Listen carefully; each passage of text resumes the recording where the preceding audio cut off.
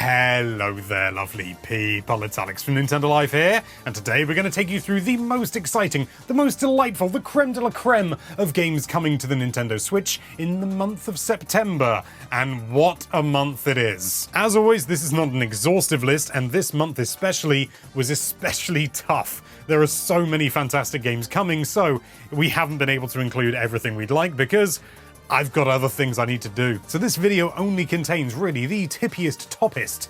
In our opinion, it's subjective, baby. But anyway, that's more than enough waffling. Let's dive right into things.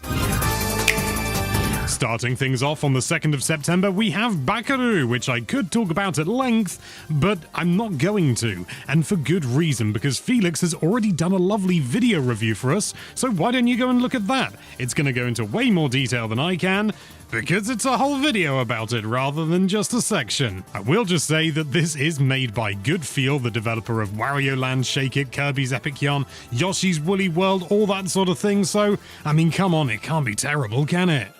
Moving on the 5th of September, we have Shogun Showdown, which, as it happens, has a demo available on Steam, so I've actually given it a go. Ooh! It's a lovely little, sort of like bite-sized strategy game, where you've got all these different attacks, and you've got to use your turns effectively in order to take out your opponents. It's really simple on the face of it, but your tactics have to be really, really solid in order to get by in presumably the later stages. I already struggled a little bit in the earlier stages, and I like to think I'm reasonably tactically minded. Maybe I was just having an off day. It was quite late at night, actually. But it is utterly charming. It's got loads of replayability in there as well. Yeah, absolutely. This is definitely on my radar.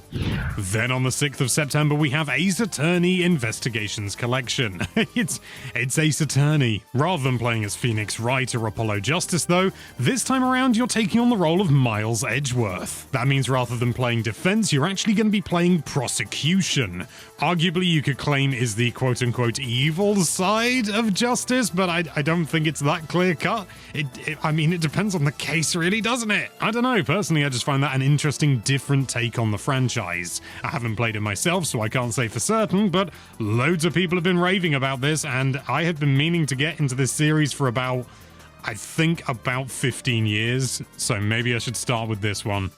Also on the 6th of September, we have NBA 2K25, which is a bit of an asterisk here, but come on, I kind of had to include it, didn't I? NBA has had let's say, a complicated history on Switch overall, performance and full features and everything not always making the cut, but it's clearly profitable enough for them to keep releasing it on Switch, so people must absolutely enjoy it. I mean, that's just maths. It's been a long time since I've given an NBA game any particular attention, so I'm really curious to see how after so many years, like I'm talking, I think NBA 2K18 was the last one that I looked at with any kind of critical eye, I'm going to be interested to see how it's evolved over the years. And it's coming on the 6th of September, whoopee! Then on the 10th of September we have Elsie. That's all. It's just called Elsie. This is a procedurally generated action platformer with roguelike elements. I don't know quite how roguelike it is, but I have played a demo of it because there's a demo on Steam. There's loads of potential here with this game, but I can't deny the demo definitely felt a little bit rough around the edges in places. Like, I tried to rebind my controls, I tried to rebind B to jump, and it just ruined everything. Then I couldn't navigate menus. But it's just a demo. This is the full game. I'm sure they've ironed out all those sorts of things. Also, changing key bindings probably isn't a thing in the Switch version, but maybe it is. We'll have to wait until the 10th of September. But to get back to some positives, I had a really good time with what little I played. Again, it was only a demo, but it's always useful to be able to get a proper insight on these games. So yeah, I'm excited. Then on the 11th of September, we have Lollipop Chainsaw Repop, which is a remastered version of Lollipop Chainsaw.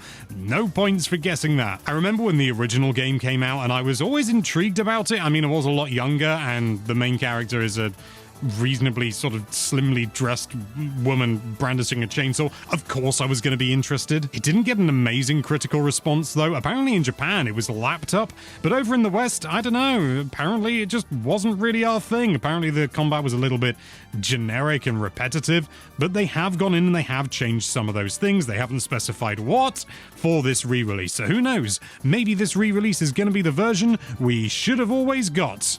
That's maybe a bit unfair, but what I'm saying is maybe it's good.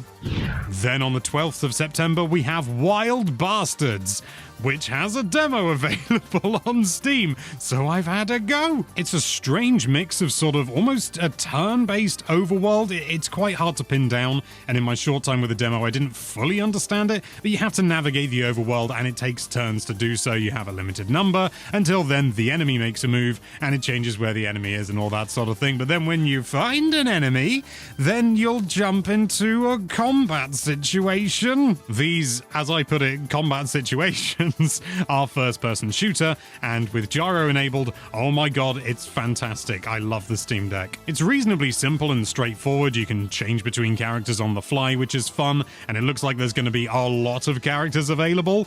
And I just like sort of snappy, brief, little FPS games. I don't know what it is, but like sort of condensed down, you know, big grandiose ones are great as well, but I like it when it's just sort of like, just focused down on just like quick little FPS bits, bing, bing, bing, bing. So I liked this. I'm looking forward to it. Also on the 12th of September, we have Self-Loss, which it also has a demo on Steam, and I really enjoyed it. If I didn't, I wouldn't include it on this list. How's that for logic? You play as an old man who is seeking to heal some emotional wounds, and I'm not 100% sure. It's a little bit cryptic, as you might be able to tell just from looking at it, but it appears that maybe the old man is in the afterlife, maybe not. It appears there's some sort of loss going on. He wants to perform some sort of ritual in order to heal these wounds from losing someone close to him, I believe. It's a little bit cryptic, it's very fantasy driven, and it is just really engaging. I love the look of it. You got like this staff as well that does all the bits. It does like all the interactions and stuff like that, and it's reasonably interesting. I never knew you could fish with a staff until I played this game, but it turns out you can. Also on the 12th of September, we have Caravan Sandwich, which has a demo available on Steam. I enjoyed what I played. It's mostly sort of like a relaxing sort of vehicular exploration game. Again, the demo didn't show me loads. It was quite short, which is fair enough. It's just a demo. But it's bright, colorful. On my Steam Deck, the screen tore like a mother. But it was just nice, you know? There's no health bar or anything. I don't even know if there's any combat necessarily. It's mainly about climbing, exploring, finding these beacon things. I've forgotten what they're called. Jammers, I think. And you got to stop them because then you can't get on the internet. There's probably more to it than that, but that was the crux of it from what I played. I think the main character's father is missing. Probably motivation enough to get going with the rest of the game. But yeah, I enjoyed it. The Strange Planet vibe is fun. I'm a little bit skeptical about how well it's going to run on Switch because it did not run that well on the Steam Deck, but who knows, maybe they've optimized it beautifully. Also on the 12th of September, we have Grapple Dogs Cosmic Canines. And yes, this has a demo on Steam as well. I really enjoyed the original Grapple Dog, and when I first got to grips with this, and I played as the new character Luna, there was a part of me that wondered if it had lost some of that sort of simplistic charm that made the original so enjoyable, but after a little bit more time with it, admittedly there are only 4 levels available in the demo, I really enjoyed playing as Luna. I mean, the inspiration is, I want to say, on the sleeves. I mean, it's basically Shadow the dog, but she's great fun. She has a much more varied moveset, absolutely, but I don't think it actually takes things away. Once you get to grips with it, I think it only adds. And I really enjoyed the original Grapple Dog, so this is definitely, I mean, how can this be worse? I've already played it, a bit of it, and I really liked it. Also, on the 12th of September, we have Marvel vs. Capcom Fighting Collection Arcade Classics, a title so long, sometimes you need to pause for breath. This is 7 Marvel and or Capcom fighting games in one. It's got X-Men Children of the Atom, Marvel Superheroes, X-Men vs. Street Fighter, Marvel Superheroes vs. Street Fighter, Marvel vs. Capcom Clash of Superheroes, Marvel vs. Capcom 2 New Age of Heroes, and The Punisher. Quite a short one to end with. I love a good fighting game, but I've got to be honest, I've never actually played Marvel vs. Capcom anywhere except occasionally in an arcade, which, to be honest, is not the best way to play it because it gets expensive. As such, I've never really put any significant time into any of these games, and this is a great way for me to be able to go in and properly play those things. And if you're in the same position as me, it's a great way for you to go in and play those things. I don't think I need to say much more. It's 7 Marvel vs. Capcom adjacent, at least, games. That's all you need to know. Then, finally moving on to a new date, the 17th of September, we have The Plucky Squire. This game has been hyped up for a very, very long time, but if what Xeon has said about it already is anything to go by, it's absolutely going to live up to the hype. As such, I'm not going to go into massive detail. I'll just put a link in the description to Xeon's video about this, because again, he's going to go into way more detail than I possibly could.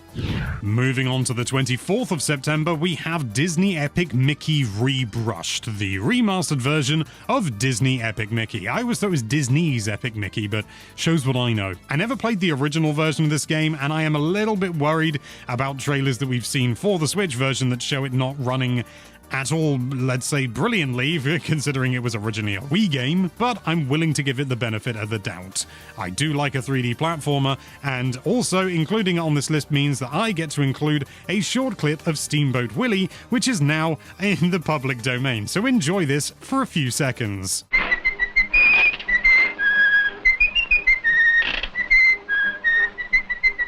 Disney can't do anything to me. Then on the 26th of September, we have The Legend of Zelda: Echoes of Wisdom, and I am so excited for this game. I genuinely did not think we would get another top-down 2D Zelda in the next 2 or 3 years or so, let alone on the Switch rather than the successor, and let alone where you play as Zelda? The ecosystem is infinitely intriguing. I'm really keen to see how it's going to work, whether it is completely broken, but I mean, truth be told, it's Nintendo. It's probably irritatingly balanced. The 26th can't come soon enough. I'm really excited for Zelda's 3rd solo adventure. Then on the 27th of September, we have Reinatis, which I'm afraid I'm mispronouncing. It's a fantasy RPG set in Shibuya, like so many other... What is it about Shibuya? I know the crossing is iconic, and I know that it's a fun region of Japan from what I've heard, but, you know, Poor Shibuya. This isn't a game that immediately grabbed me, I must admit, but some of my colleagues on the editorial side have been hyping up this game and are super, super excited about it. And it turns out a lot of you are as well. So who am I to say that it can't be included on this list? And finally, also on the 27th of September, we have EA Sports FC 25. I genuinely thought dropping the FIFA name would have been a death knell, and I've been proven very, very wrong. This series continues to be extremely popular. When it was under the FIFA branding, this series was always a little bit of a damp squib on Switch. It just never really was very good. It was always the legacy version, and it was rubbish. However, FC24 was flippin' good. We even gave it an 8 out of 10. There is a part of me that's concerned that FC25 is going to be more of what 24 was, but just with an updated roster, you know, just what we've experienced on the past with Switch. But I'd really love to be proven wrong. I really would. And there you have it. Those are, in our opinion, the most exciting games coming to the Nintendo Switch in the month of September. But did we miss something? Yes, we absolutely did. We could not include everything we wanted. So let us know what you would have included in the comments down below. Thank you so much for watching. If you like this video, then why don't you develop a game about that subscribe button and then just release it in September? Everyone else seems to be doing it. And be sure to check out nintendolife.com for all sorts of lovely Nintendo related content. Thank you again for watching. Bye-bye.